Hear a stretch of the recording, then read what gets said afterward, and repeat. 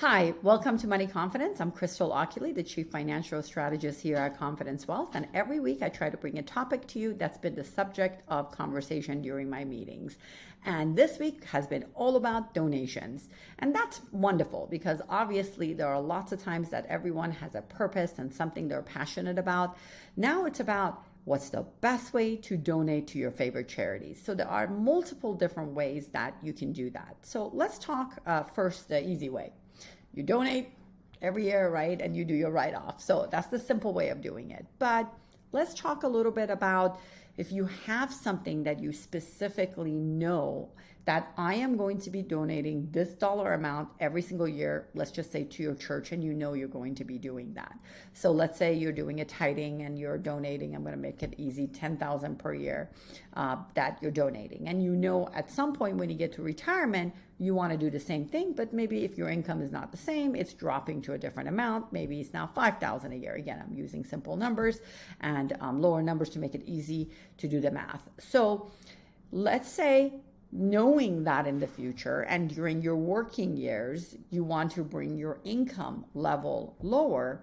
What if you put it all together and maybe you did 10 years worth of donations at one time to a donor advisory trust fund? So example, instead of doing that $10,000 per year, which maybe wasn't really saving you as much, maybe your standard deduction and so forth, you weren't really itemizing as much as you needed, or it wasn't saving you what you wanted. And you happen to maybe sell 1 year property, or you had a high bonus coming in.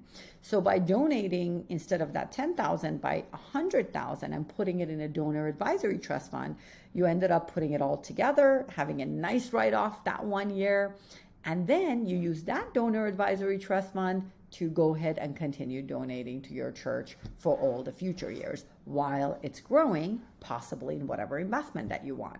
So you can see how there are times where it can be beneficial. What if it was during your Roth conversion years and lumping it together into a few big portion throughout? That would have worked out also in a good way to offset some income. So that's another way. Now let's also talk about when you get to required minimum distribution. So let's say you are at 73 and now you have to take your RMD out. So if you have to take your RMD out, you may not need all of it, or you were already donating $10,000 and let's say your RMD was $20,000 per year.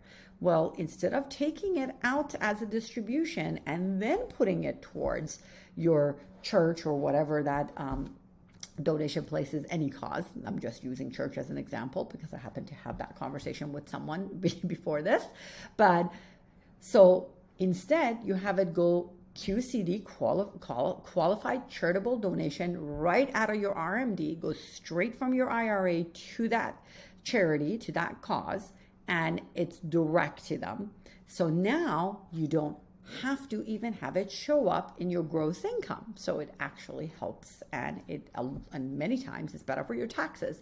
So as you can see, there are multiple ways to even plan contributions.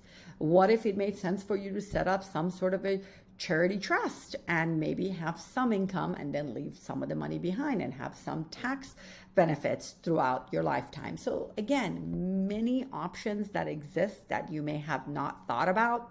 Let's use another one as an example. So instead of giving, in that same example, $10,000, let's say you were giving that $10,000, but instead of giving that money, you decide to take money from a stock that you have that may have very low basis. So let's just say in this example, you bought a stock at $1,000 and now worth $10,000. So if you sold it, you would have to pay taxes on that $9,000 in capital gain. But what if instead of that, you just donated that stock specifically to the donor advisory trust fund, and then it liquidated it afterward and gave whatever amount you wanted to charity? Now you got that, low base out of your portfolio and utilized it in a tax efficient way. So again, lots of options that exist.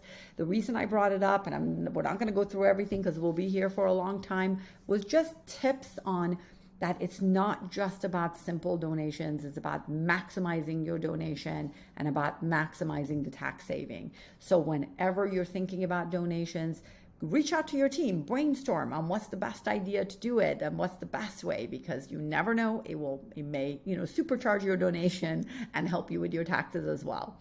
If you're listening to this and Confidence Wealth is new to you, that's another reason to get a good second opinion and see how you can also not just make sure your assets are set up the right way, but you're setting up things the right way when it comes to the causes you're passionate about. Until next week, if there are anything that pops up that you want to talk about, always be sure to post me here. Have a great one.